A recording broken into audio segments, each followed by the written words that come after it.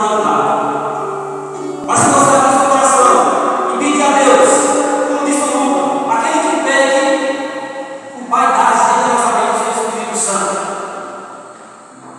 O que você tem pedido para Deus? Pensa aí no que você tem mais pedido para Deus. Nós pedimos muitas coisas para Deus.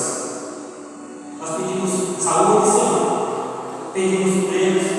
Pedimos paz na família. Pedimos paz no mundo. Nós pedimos muitas coisas a Deus. Mas Deus já nos deu o melhor. Deus nos deu o melhor. O melhor de Deus, Ele já te deu.